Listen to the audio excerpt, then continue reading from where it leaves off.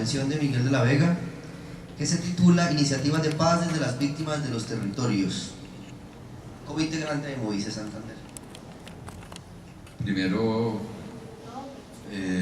muy buenas tardes para todos y todas.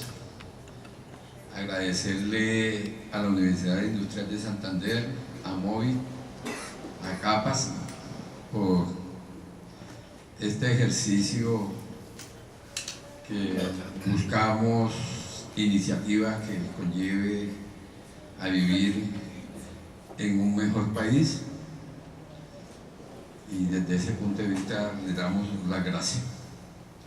Antes de comenzar estas iniciativas queremos hacer público desde el Movimiento de Víctimas de Crímenes de Estado los acuerdos que se están haciendo en el Congreso de la República por las alturas.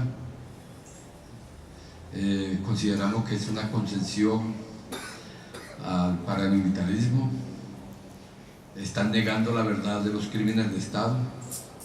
Las víctimas de crímenes de Estado consideramos de que esos acuerdos no conllevarían nunca a conocer la verdad, no vamos a tener justicia, la reparación sería un camino sin fin y la garantía de repetición sería un canto a la bandera, y la memoria quedaría plasmado solamente la memoria de los victimarios.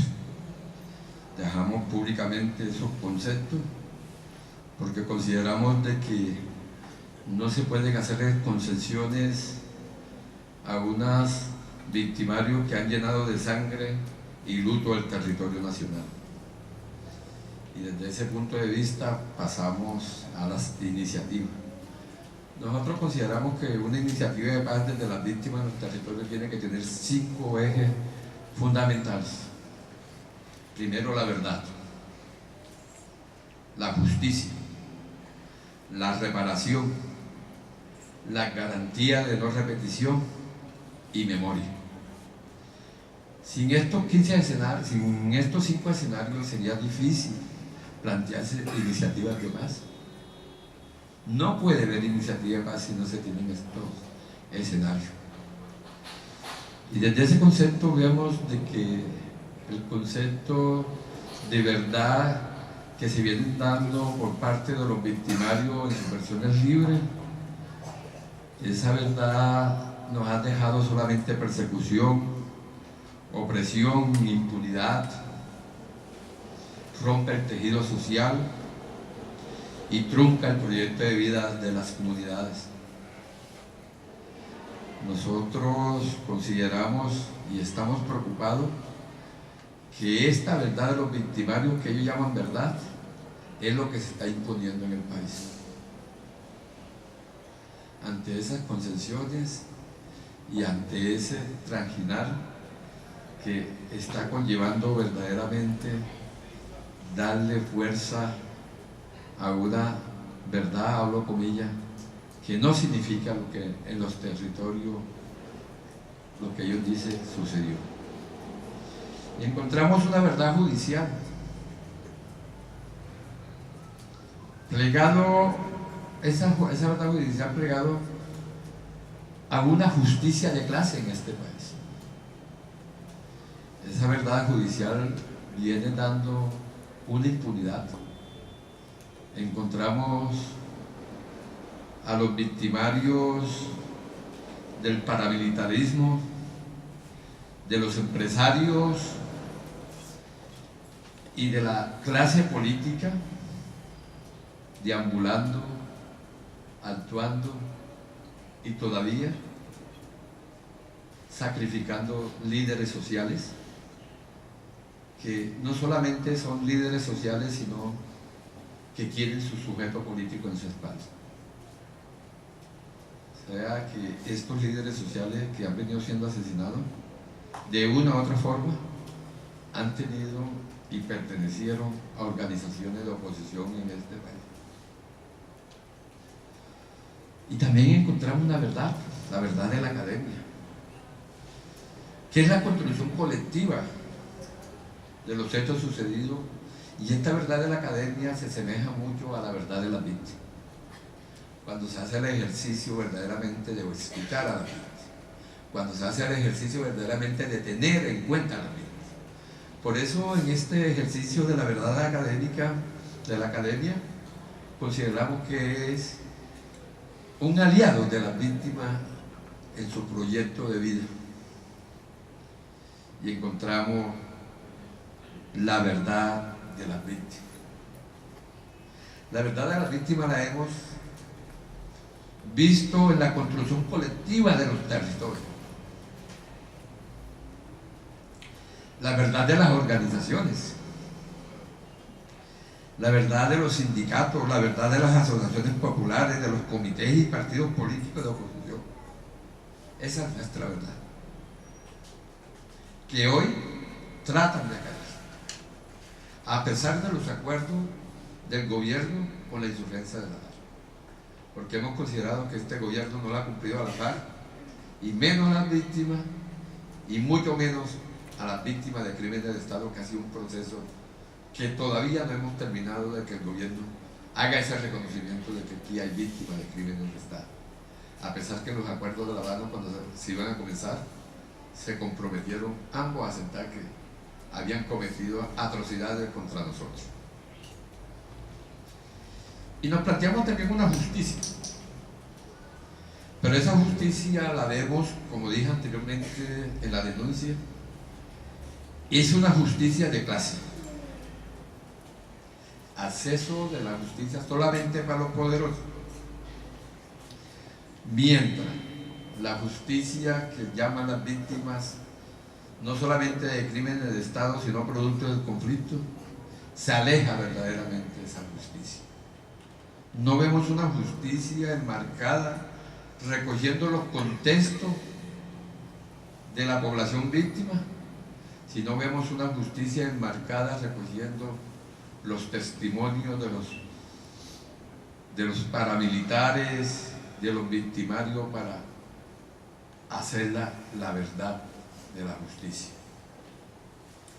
Y desde ahí nos planteamos que en el proyecto de justicia creemos que la Jurisdicción Especial de Paz era un escenario que se podía experimentar como implementación de justicia, y estábamos convencidos.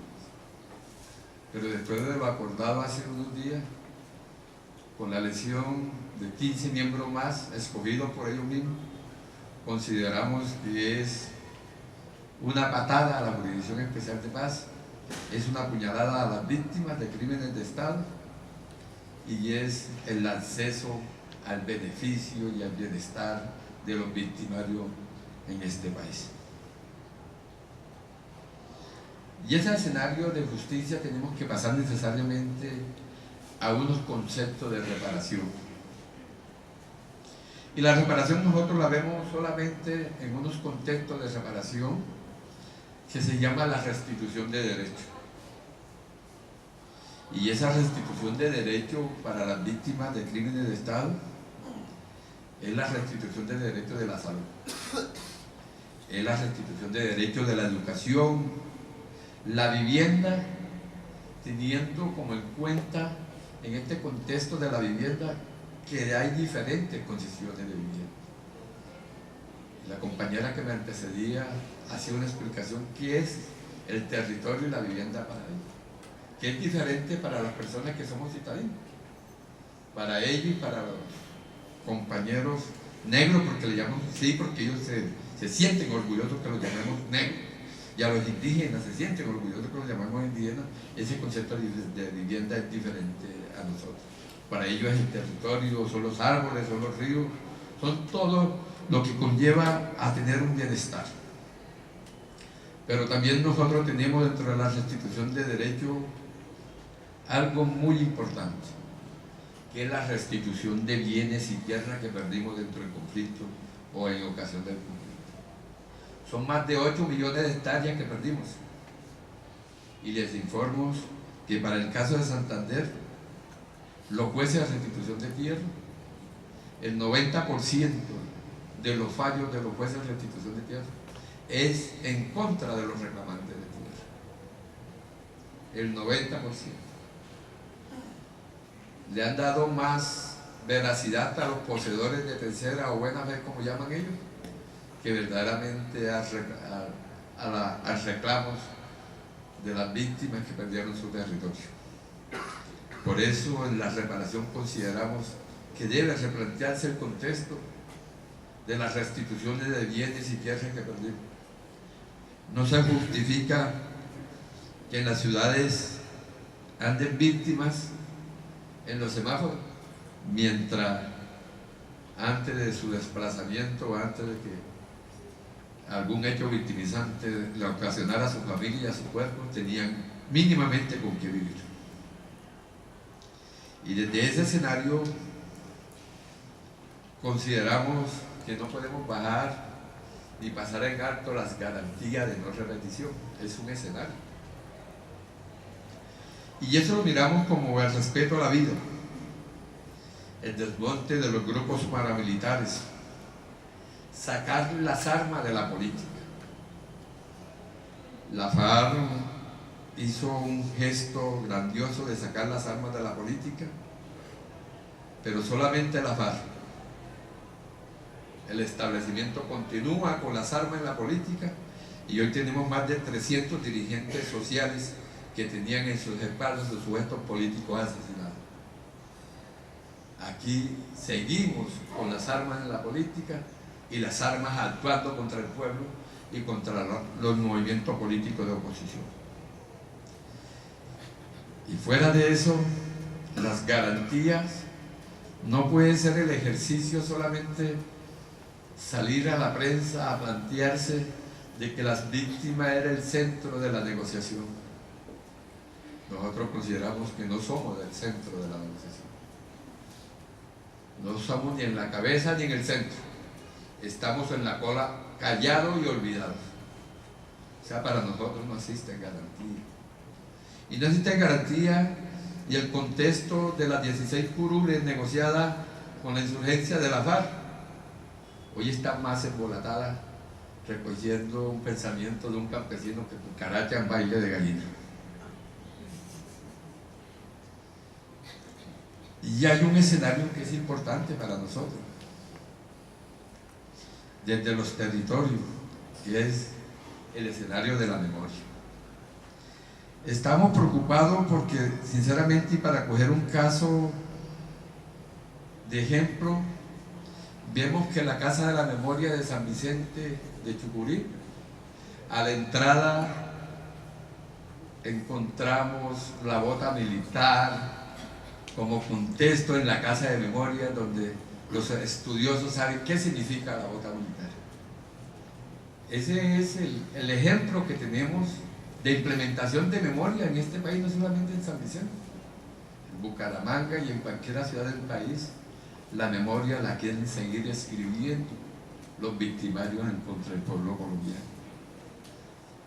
Pero el movimiento de víctimas de crímenes de Estado vamos a seguir insistiendo en contra de la impunidad.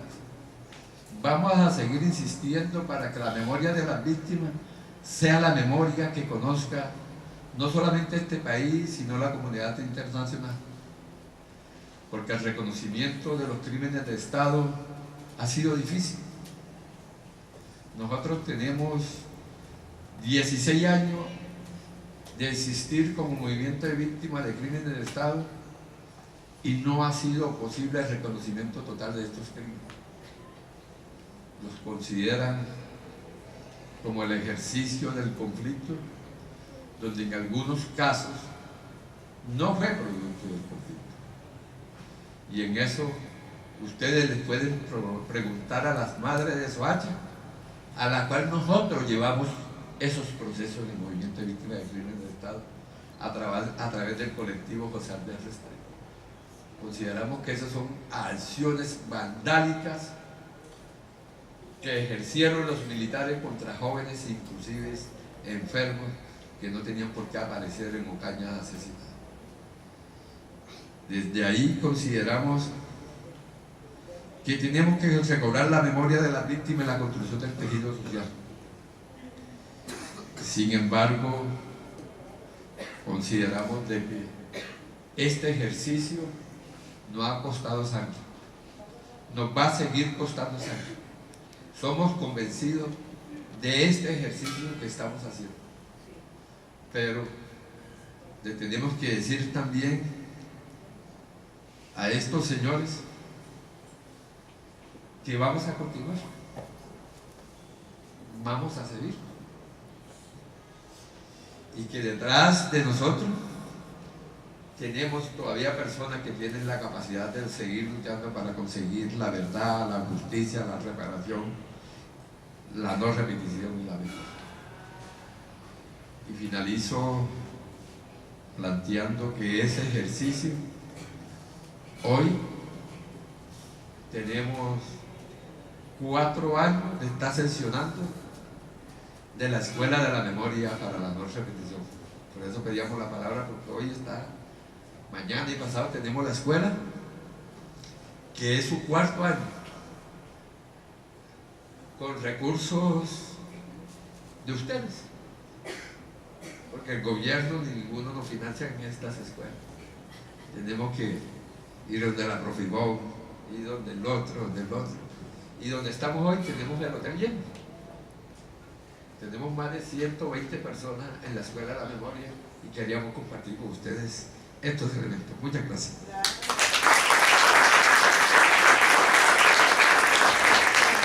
Miguel, yo quisiera que nos utilizaras un momento del caso de la Escuela de la Memoria para que nos cuentes las sesiones, cómo se puede contribuir, cómo...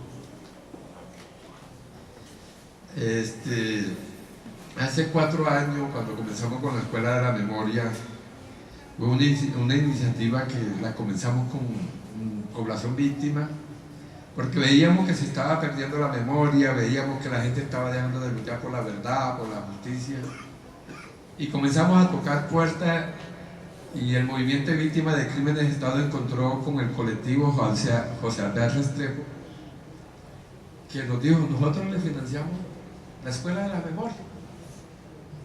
¿Y cómo se la financiamos?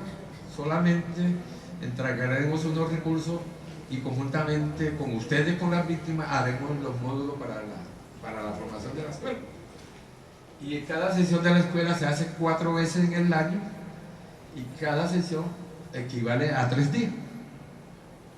O sea, en el año nos reunimos 4 veces, y cada vez que nos reunimos hacemos 3 días de escuela con unos temas muy específicos, y desde ahí comenzamos a educar a las víctimas. El año pasado trabajamos la propuesta de presentación de casos a la Jurisdicción Especial de Paz, y este año tenemos 60 víctimas en los 4 jornadas de la escuela presentando casos. Hacemos primero un tema de simbología, nos lo presentan, y eso, hay magistrados con sus capuchas y todo eso, o sea, con todo la parafernalia que tienen los magistrados, recibiéndole a las víctimas cómo se presentan los casos. Y es bacano, porque cuando tuve una víctima que hasta de pronto apenas sabe leer y escribir, que de pronto tiene esas dificultades presentando un caso, y los magistrados, que son abogados, que son personas muy estudiadas, lo felicitan y dicen: oiga, pero ustedes cómo hicieron para comenzar a prepararse para presentar esos casos. Entonces ese es como el ejercicio. Y si alguno tiene la posibilidad para el otro año de continuar con la escuela, nosotros con la profesora Ivonne, que nos comunicamos mucho, a través de ella ya nos pondría como en contacto, porque queremos que la escuela no finalice.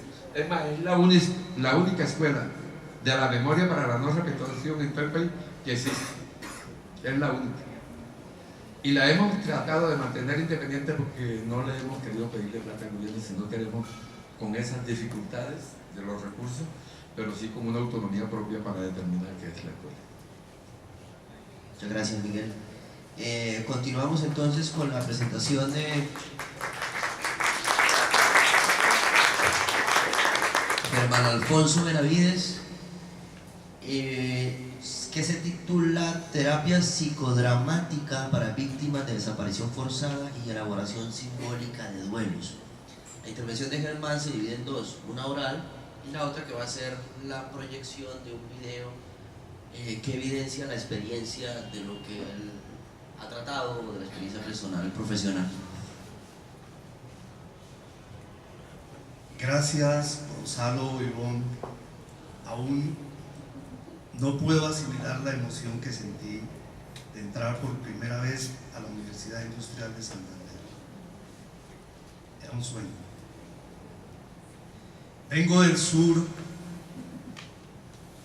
donde hay muchas hectáreas, muchísimas hectáreas de miseria, de insolidaridad, de desfachatez, de angustia, de un inmenso dolor que aún no ha sido asimilado. De 450,000 habitantes que tiene mi ciudad, 110,000 son víctimas, 5,600 víctimas de desaparición forzada. El 14 de septiembre de 2014, Patricia Lara, en El Espectador, le dice al presidente Santos: señor presidente, ¿usted qué va a hacer con nuestra locura? 8,500,000 víctimas con graves problemas de salud mental que no han sido atendidas ni escuchadas. Frente a la magnitud de lo que dice la periodista y entender que un solo duelo de una ruptura amorosa a veces implica toda la vida, y que implica para millones de víctimas, entre ellas las de desaparición forzada, que no tienen un lugar para el luto, no tienen lápida ni tumba. ¿Qué hacer con ese dolor donde no se ha iniciado un duelo, donde no se sabe si el ser amado está vivo o está muerto? María lleva 25 años sin dormir, esperando a su esposo. Teresa me dice: Germán, le estoy haciendo un sancocho a mi hijo. Y su hijo hace 17 años que no llega. Eso se llama melancolía, locura. En Pasto, el Pacto Civil se gastó en 8 años 20,000 millones de pesos y no hizo ningún tipo de reparación. Rocío llega a la Facultad de Ciencias Humanas.